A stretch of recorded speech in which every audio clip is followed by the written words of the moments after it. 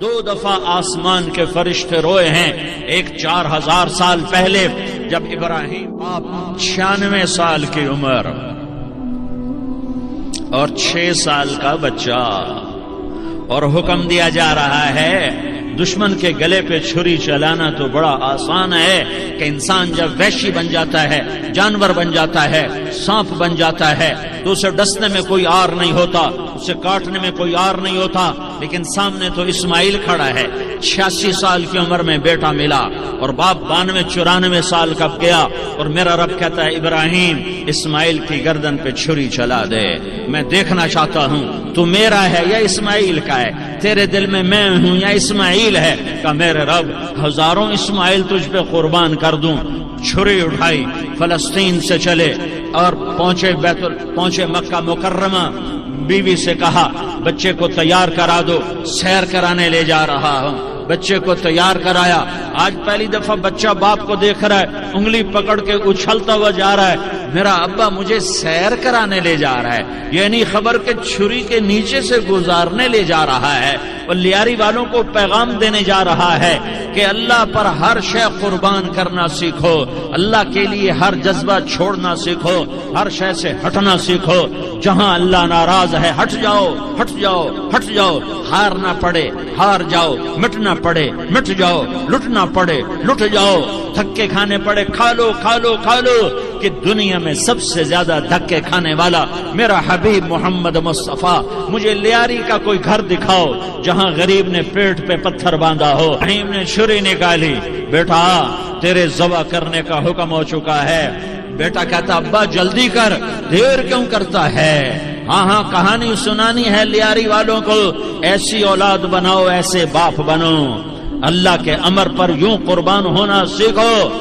اور اب معصوم بچے کو حیران ہو کر ابراہیم دیکھتا ہے، بیٹا تجھے پتہ ہے میں کیا کہہ رہا ہوں؟ کہاں پتہ ہے، آپ کہہ رہے ہیں میں ذبح کروں گا تو میں مر جاؤں گا، میں مر جاؤں گا تو مجھے آپ کی جگہ اللہ ملے گا، اللہ آپ سے بہتر ہے، مجھے دنیا کی جگہ جنت ملے گی، جنت دنیا سے بہتر ہے۔ پھر معصوم بچے کو ماں یاد آ جاتی ہے، پھر کہتا ہاں مجھے اپنی ماں کا غم ضرور ہے، اسے بڑا صدمہ ہوگا میرے مرنے کا، تو اپنا گریبان کھولا اور کرتا اتارا، کہ ابا میں جب مر جاؤں تو یہ کرتا سنبھال لو، یہ میری ماں کو دے دینا، یہ میری نشانی اس کے پاس رہے گی، جب کبھی میں یاد آؤں گا میرا کرتا دیکھ لیا کرے گی، اور تو اپنے کرتے میں مجھے کفن دے کر ادھر ہی دبا دینا، مجھے ادھر مکے نہ لے جانا کہ میری میت کو دیکھ کر میری ماں کو بڑا دکھ ہوگا، مجھے ادھر دبا دینا۔ ابا میرے ہاتھ باندھ دے، میرے پاؤں باندھ دے، اور لیاری والوں کو پیغام دے دو کہ اللہ پہ یوں قربان ہوا جاتا ہے۔ 96 سال کا بوڑھا باپ بیٹے کے ہاتھ باندھ رہا ہے، کسائی کی طرح جیسے بکرے کے ہاتھ پاؤں باندھتا ہے، پاؤں باندھ رہا ہے۔ پھر بیٹے نے کہا ابا مجھے الٹا لٹانا، سیدھا نہ لٹانا، کہیں تیری نظر پڑے اور تیرا ہاتھ کانپ جائے اور حکم ٹوٹ جائے، مجھے الٹا لٹا دے۔ وَتَلَّهُ لِلْجَبِينِ، الٹا لٹایا اور اپنا گوڈا ان کی کمر پہ رکھا، اور ایسے ان کے سر کے بال پکڑ کر یوں سر اٹھایا، چھری کو نیچے سے گزارنے کے لیے، ایک ہاتھ میں سر کے بال، ایک ہاتھ میں چھری، گوڈا اس کی کمر پر، اور یوں آسمان کو دیکھا۔ ہائے ہائے، کائنات ہل گئی، ابراہیم کی نظر آسمانوں پر گئی، کیا فرشتوں میں ہلچل مچ گئی، فرشتوں کو کیا خبر کہ آگے کیا ہونے والا ہے؟ کہنے لگے یا اللہ کیا تو مجھ سے ناراض ہو گیا ہے کہ اسماعیل کی محبت نے میرے دل میں جگہ پکڑ لی ہے؟ یہ لے تیرے نام پہ قربان کرتا ہوں، ناراض نہ ہونا، تجھ پر ہر شے فدا ہے، ہر شے قربان ہے، یہی لا الہ الا اللہ کا مطلب ہے۔ چھری چلائی، جب یہ کہا یا اللہ میں تیرے نام پہ اسماعیل کو قربان کرتا ہوں، 7 آسمان کے فرشتے زارو زار روئے کہ فرشتوں کو نہیں پتا آگے کیا ہونے والا ہے۔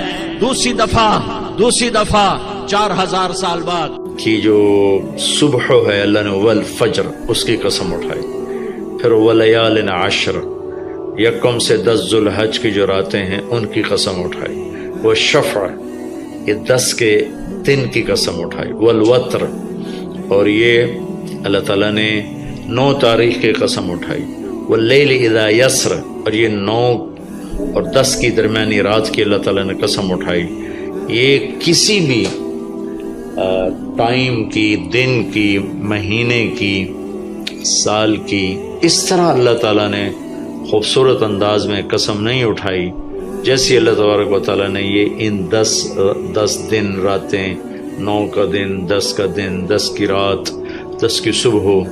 اور اللہ کے نبی کا فرمان ہے کہ ان 10 دنوں میں اللہ تعالیٰ کو جتنی عبادت پسند ہے وہ اور کسی دن میں بھی پسند نہیں. اور اس میں کوئی شک نہیں، ان 10 دنوں میں سب سے بڑی عبادت وہ حج ہے، جس کو اللہ تعالیٰ نصیب فرمائے اور جس کے مقدر میں فرمائے. حج ان 10 دنوں کی سب سے بڑی عبادت ہے. عرفات کی ایک دن کی حاضری وہ 10 لاکھ دن کی حاضری یا 1 لاکھ دن کی عبادت کے برابر ہوتی ہے.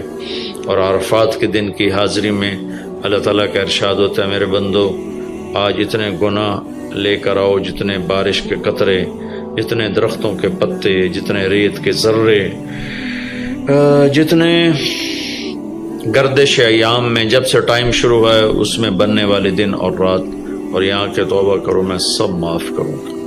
اور عرفات کے دن جتنا شیطان ذلیل ہوتا ہے اتنا کسی دن بھی ذلیل نہیں ہوتا. اور میرے محبوب صلی اللہ علیہ وسلم نے یہ دن حج کا، عرفہ کا زور اثر کٹھی پڑھ کے پھر سارا دن شام تک کوئی 5-6 گھنٹے مسلسل دعا مانگی. اور آپ نے فرمایا کہ اس وقت میرا اللہ میرے صحابہ پہ فخر فرما رہا ہے، اور قربان جاؤں خطاب کے بیٹے پر. فرمایا اور عمر بن خطاب پہ اس وقت میرا اللہ خاص طور پہ خوش ہو رہا ہے، اور خاص طور پہ عمر بن خطاب پہ اللہ تعالیٰ فخر فرما رہا ہے. تو ان 10 دنوں میں جسے اللہ حج میسر فرما دے تو اس سے بڑی عبادت کوئی نہیں. حج میسر نہیں ہے تو پھر ان 10 دنوں میں نومی کا روزہ رکھنا، ان 10 دنوں میں روزے رکھنا، اس میں نوافل کی کثرت، صدقے کی کثرت، پھر قربانی، یہ سارے اعمال ان 10 دنوں میں انتہائی محبوب ہیں. جنہیں اللہ سعادت دے دے حج کی، بار بار جائیں. تابعوا بین الحج والعمرہ، حج عمرہ آگے پیچھے کرو، آگے پیچھے کرو.